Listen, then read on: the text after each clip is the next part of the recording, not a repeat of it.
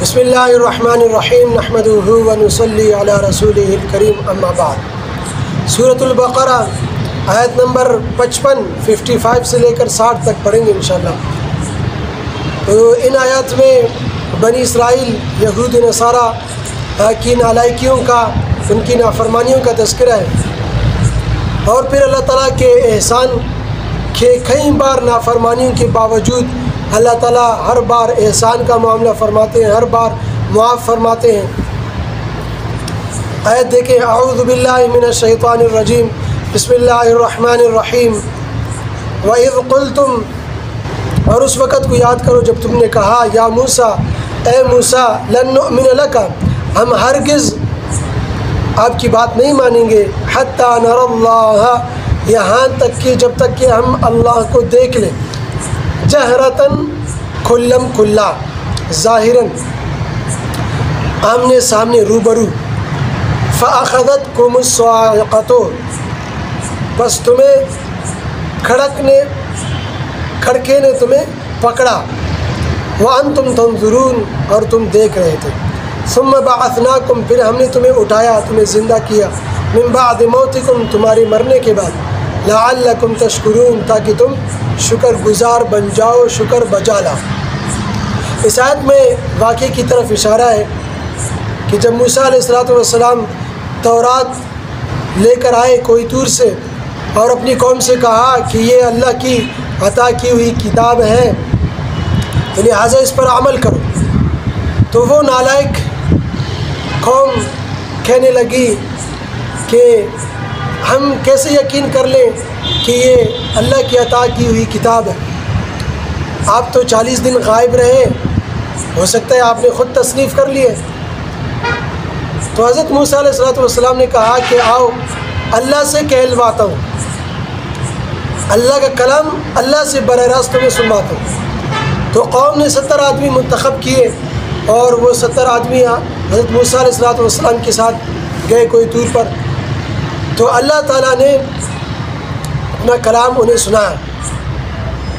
افتطمعون ان یؤمنوا لکم وقد کان فریق منهم یسمعون کلام اللہ کا کلام براہ راست انہوں نے سنا، لیکن کہنے لگے یہ تو ہم نے ایک آواز سنی ہے، اب ہمیں کیا پتہ کہ کون بولا، کس کی آواز تھی؟ تو ہم اس وقت مانیں گے جب اللہ براہ راست ہمارے سامنے آئے اور ہمیں کہے کہ ہاں یہ تورات میری ہی بھیجی ہوئی، میری ہی دی ہوئی کتاب ہے، اللہ خود براہ راست ہمارے سامنے آ جائے۔ تو یہ تو بہت بڑی گستاخی ہے، دنیا میں تو کوئی اللہ کو نہیں دیکھ سکتا۔ ماننا نہیں تھا اصل میں، یہ بہانے تھے۔ تو اس گستاخی پر ایک بجلی کی ایک کڑکدار آواز آئی، اور اس سے یہ بجلی گری ان پر، اور یہ مر گئے۔ تو حضرت موسیٰ علیہ السلام کو پھر فکر ہو گئی کہ یہ کیا ہو گیا، قوم کے پاس واپس لوٹوں گا اکیلا تو قوم کہے گی کہ ان کو بہانے سے لے جا کر تم نے مروا دیا۔ تو اللہ تعالیٰ سے دعا کی، اللہ تعالیٰ نے دوبارہ ان کو زندہ کر دیا۔ تو یہ اللہ کا قوم پر احسان ہے کہ اللہ تعالیٰ نے اتنی بڑی گستاخی، اتنی نافرمانیوں کے باوجود اللہ تعالیٰ احسان کا معاملہ فرماتے ہیں اور نوازتے ہیں اور معاف فرماتے ہیں، یہ اللہ کا احسان ہے۔ وَإِذْ قُلْتُمْ، یا موسیٰ، دوبارہ پڑھتے ہیں، اور جب تم نے کہا، اس وقت یاد کرو جب تم نے کہا، یا موسیٰ، اے موسیٰ، لن نؤمن لک، ہم ہرگز آپ کی بات نہیں مانیں گے، حتی نری اللہ جہرتاً، جب تک کہ ہم دیکھ لیں اللہ کو براہ راست، کھلم کھلا، فاخذتکم الصاعقۃ، تو کڑکے نے تمہیں پکڑا، وانتم تنظرون، اور تم دیکھ رہے تھے۔ بجلی جب گری تو ان کی آنکھیں کھلی ہوئی تھی، وہ دیکھ رہے تھے۔ ثم بعثناکم من بعد موتکم، پھر ہم نے تمہیں اٹھایا تمہارے مرنے کے بعد، حضرت موسیٰ علیہ السلام کی دعا سے، لعلکم تشکرون، تاکہ تم شکر بجا لاؤ۔ اب اگلی آیت میں دوسرے واقعے کی طرف اشارہ ہے، وظللنا، اور ہم نے سایہ کیا، علیکم تم پر، الغمام، بادل کا، وانزلنا، اور ہم نے اتارا، علیکم تم پر، المن والسلویٰ، من اور سلویٰ۔ من ایک میٹھی شیرینی، ایک میٹھی سی ایک چیز تھی، والسلویٰ، اور سلویٰ پرندہ تھا، ایک کبوتر جتنا، بٹیر جیسا، بٹیر قسم کا ایک پرندہ تھا۔ کھلو اور کہا کہ کھاؤ من طیبات اس پاکیزہ رزق میں سے ما رزقناکم جو ہم نے تمہیں عطا کیا، وما ظلمونا اور ہم نے تم پر ظلم نہیں کیا، ہم نے تمہارا کچھ نہیں بگاڑا، ولکن کانوا انفسہم یظلمون مگر تم نے اپنے آپ پر خود ظلم کیا، اپنا ہی تم نے نقصان کیا۔ یہ جہاد سے انکار پر انہیں ایک سزا دی گئی تھی۔ جب وادی سینا میں اس سمندر سے جب بچ کر وادی سینا میں جب پہنچے تو اللہ تعالیٰ کا حکم ہوا کہ اپنا وطن اپنی سرزمین کو جاؤ جہاد کر کے تم آزاد کرو، اپنی سرزمین کو آزاد کرو۔ تو قوم نے انکار کر دیا کہ ابھی موت کے منہ سے بچے ہیں اور ابھی پھر ہمیں موت کے منہ میں دھکیل رہے ہیں۔ بزدل قوم تھی تو قوم نے جہاد سے انکار کیا۔ اس پر اللہ تعالیٰ نے ان کو جہاد سے انکار پر اللہ تعالیٰ نے یہ سزا دی کہ 40 سال تک اسی سرزمین پر وادی تھی میں وہ محصور کر دیے گئے، قید کر دیے گئے کہ وہاں سے وہ نکل نہیں سکتے، چلتے تھے لیکن جیسے ہی شام ہوتی دیکھتے وہیں ہم کھڑے اسی بستی میں، پھر تو اس میں وہ محصور کر دیے گئے۔ تو بالکل بیابان ہے، نہ درخت ہے، نہ کھانے پینے کو کچھ ہے، نہ پانی ہے۔ خیمے انہوں نے لگائے تھے، خیمے پٹ گئے اور تیز دھوپ ہے، لیکن اللہ تعالیٰ کی مہربانی دیکھیے، اس سزا کے دوران بھی اللہ تعالیٰ نے ان پر مہربانی فرمائی اور بادل کا سایہ ان پر، ایک سایہ ہر وقت رہتا تھا ان پر سایہ کر دھوپ سے بچانے کے لیے۔ اور پھر اللہ نے یہ مہربانی فرمائی کہ ان کے کھانے پینے کے لیے تیار انہیں من و سلوہ عطا کیا۔ حلوہ کھاتے تھے، شیرینی چیز تھی، حلوہ کا مزہ لیتے تھے اور ادھر سے پھر کباب کا لطف اٹھاتے تھے۔ تو اللہ تعالیٰ کی مہربانی دیکھی، سزا کے دوران بھی اللہ تعالیٰ مہربانی فرما رہے، لیکن انہوں نے کیا کیا کہ نافرمانی کی۔ اللہ تعالیٰ نے کہا کہ بھئی روزانہ یہ نعمتیں تمہیں ملیں گی لیکن ذخیرہ اندوزی نہ کرنا، لیکن وہ ذخیرہ لالچ حرص سے بھرے ہوئے تھے، وہ زیادہ ضرورت سے زیادہ وہ جو سلوا تھا ضرورت سے زیادہ جمع کر لیتے تھے، ضرورت سے زیادہ ذبح کرتے تو وہ سڑنے لگ جاتا۔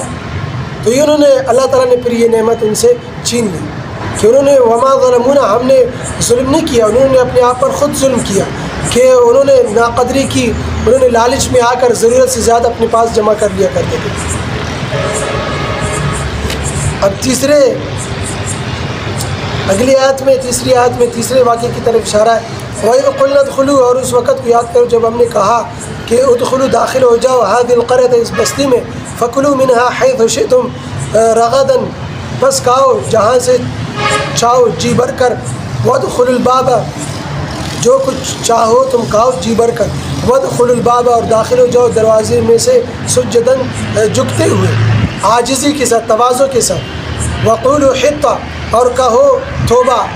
اے اللہ ہمیں معاف فرما، توبہ کے کلمات کہہ کر داخل ہو جاؤ، نغفر لکم خطایاکم ہم تمہیں تمہاری گناہوں کو ہم بخش دیں گے، معاف کر دیں گے، وسنزید المحسنین اور ابھی عنقریب جو نیکوکار ہیں ان کو ہم مزید دیں گے، مزید اضافہ کریں گے ان کی نیکیوں میں۔ لیکن ان ظالموں نے کیا کیا؟ فبدل الذین ظلموا ان ظالموں نے تبدیل کر دیا قولا اس بات کو غیر الذی اس بات کے علاوہ دوسری بات سے قیل لہم جو ان سے کہا گیا تھا، یعنی حطہ سے ان سے کہا گیا تھا کہ حطہ کے الفاظ کہہ کر داخل ہونا، لیکن انہوں نے الفاظ تبدیل کر دیا، حنطہ کے الفاظ کہہ کر داخل ہونے لگے۔ حنطہ یعنی گندم، توبہ کے بجائے گندم کہہ کر داخل ہونے لگے، یعنی ضد اور درمی دیکھیے۔ اور یہ کہا گیا کیا تھا کہ جو عاجزی کے ساتھ داخل ہونا، بجائے عاجزی کے سینہ تان کر جو ہے داخل ہونے لگے، نافرمانی کی انتہا دیکھیے۔ فَأَنزَلْنَا عَلَى الَّذِينَ ظَلَمُوا بس ہم نے ان ظالموں پر اتارا رجزا من السماء آسمان سے عذاب بما كانوا يفسقون بس اس وجہ سے کہ وہ فاسق بن گئے تھے، انہوں نے انتہا کر دی نافرمانی کی، حد سے تجاوز کر لیا تھا انہوں نے۔ تو ہم نے آسمان سے عذاب اتارا، ایک ہی دن میں 70,000 مرے ہیں۔ تو یہ اگلی نافرمانی، اور یہ جو واقعہ ہے یہ اسی بعض مفسرین کرام نے فرمایا کہ یہ اسی سزا کے دوران انہیں گویا کہ 1-2 ہفتے 4 سال میں چھٹی ملتی کہ اس بستی سے نکلو دوسری بستی میں داخل ہو جاؤ، تھوڑا سیر و تفریح، تھوڑا دماغ فریش ہو جائے۔ تو بعض مفسرین کرام فرماتے ہیں کہ اسی سزا کے دوران انہیں اس بستی میں جانے کی اجازت ملی 1-2 ہفتے کے لیے، اور بعض کرام فرماتے ہیں کہ نہیں، مدت پوری ہوئی، اس مدت پوری ہونے کے بعد انہیں کہا گیا کہ اس بستی میں داخل ہو جاؤ، لیکن انہوں نے پھر بھی نافرمانی کی۔ اور جو یہ آخری آیت ہے، یہ پانی انہوں نے طلب کی، چونکہ پانی بھی نہیں تھا تو اللہ تعالیٰ نے پانی بھی انہیں عطا کیا۔ وَإِذِ اسْتَسْقَىٰ مُوسَىٰ، اور موسیٰ علیہ السلام نے مانگا، لِقَوْمِ، اپنے قوم کے لیے دعا کی کہ اللہ اس قوم کو، میری قوم کو پانی عطا کیجیے۔ فَقُلْنَا، تو ہم نے کہا، اضرب، مارو، موسیٰ علیہ السلام سے کہا، بِعَصَاكَ، اپنے عصا کو، الحجر، اس پتھر پر، ایک مخصوص پتھر تھا، ہم نے کہا کہ اپنے عصا کو اس مخصوص پتھر پر مارو۔ جب حضرت موسیٰ علیہ السلام نے اس پتھر پر مارا، فَانْفَجَرَتْ مِنْهُ اثْنَتَا عَشْرَةَ عَيْنًا، تو پھوٹ پڑے اس سے 12 چشمے۔ اللہ تعالیٰ نے اس پتھر سے 12 چشمے جاری کر دیے۔ 12 چونکہ خاندان تھے، 12 قبیلے تھے، تو اللہ تعالیٰ نے 12 چشمے جاری کر دیے۔ قد علم کل اناس، ہر خاندان والے نے جان لیا، مشربہم، اپنے پینے کی جگہ، کہ ہر خاندان والے نے، ہر قبیلے والے نے ایک ایک چشمہ اپنے لیے منتخب کر لیا۔ اللہ تعالیٰ نے فرمایا، کلو، من و سلوا کھاؤ، واشربو، اور چشمے کا پانی پیو، مزے کرو، من رزق، اللہ کے رزق دیا ہوا ہے، اللہ کے رزق میں سے، ولا تعثوا، لیکن مت پھرو، فی الارض، زمین میں، مفسدین، فساد مچاتی ہو۔ تو زمین میں میری نعمتیں سے فائدہ اٹھاؤ، میں تمہیں عطا کروں گا، تمہیں نوازوں گا، تم پر احسان کا معاملہ کرتا رہوں گا، لیکن تم میری نافرمانی نہ کرو، زمین میں فساد مت مچاؤ، ادم مت مچاؤ، اور شر و فساد سے زمین کو مت بھرو، لہٰذا میری اطاعت کرو، میری فرمان برداری کرو۔ اس میں سب سے بڑی ہدایت یہ ہے کہ نافرمانیوں کے باوجود اور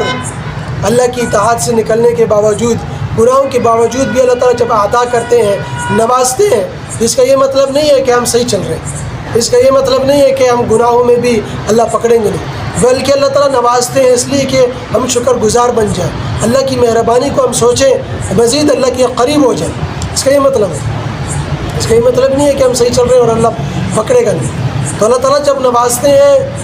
تو اللہ تعالیٰ کا مزید قریب ہونا چاہیے، مزید شکر گزار بننا چاہیے۔ جیسے ہمارے نبی فضائل اعمال میں بھی آتا ہے کہ ہمارے نبی اتنی لمبی لمبی رکعتیں، اتنی لمبی لمبی رکوع، اتنی لمبی لمبی سجدے، لمبے لمبے قیام، تو صحابہ نے کہا آپ تو بخشے بخشائیں، پھر کیوں اتنا تکلیف مشقت اٹھاتے ہیں؟ تو آپ نے کیا فرمایا، پھر میں شکر گزار نہ بن جاؤں کہ اللہ تعالیٰ نے مجھے نوازا ہے، مجھے یہ نعمت عطا کی ہے، مجھے بخشا ہوا ہے، مجھے بخشایا ہے، تو میں شکر گزار نہ بن جاؤں۔ تو اللہ تعالیٰ جب عطا کرتے ہیں تو مزید اللہ کی اطاعت کرنا چاہیے، مزید شکر گزار بننا چاہیے، اللہ کے قریب ہونا چاہیے، مزید ہمارے اعمال میں اضافہ ہونا چاہیے۔ جیسے پہلے ہمیں مال و دولت کی کمی تھی، ہمیں اللہ تعالیٰ نے مال و دولت سے نوازا، اللہ تعالیٰ نے اپنا گھر عطا کیا، مال و دولت عطا کیا، شان و شوکت عطا کیا، تو مزید اللہ کے قریب ہونا چاہیے، مزید اعمال میں لگنا چاہیے، مزید ہماری عبادات میں اضافہ ہونا چاہیے کہ اللہ تعالیٰ ہمیں نواز رہے ہیں، بجائے اس کے مزید اور دور ہوتے چلے جاتے ہیں۔ جتنا اللہ تعالیٰ نوازتے ہیں اور دور ہوتے چلے جاتے ہیں، اور جب اللہ پکڑتے ہیں پھر اللہ کی طرف رجوع کرتے ہیں۔ تو ایک تو یہ، اور دوسرا یہ کہ اللہ تعالیٰ کو کوئی بھی نعمت عطا کرے اس کی ناقدری نہیں کرنا چاہیے، اس کی شکر گزار، اس کی شکر ادا کریں تاکہ اللہ تعالیٰ مزید نعمت عطا کرے۔ جیسے بنی اسرائیل یہودی نصارا ناشکری کی، اللہ تعالیٰ نے تیار انہیں عطا کر رہے ہیں، انہیں دے رہے تیار من و سلوا، حلوہ اور کباب کی مزے لے رہے، لیکن پھر بھی انہوں نے ناشکری کی۔ تو ناشکری اور ناقدری نہیں کرنا چاہیے، اللہ کی جو بھی اللہ تعالیٰ عطا کرے اس پر شکر ادا کرنا چاہیے۔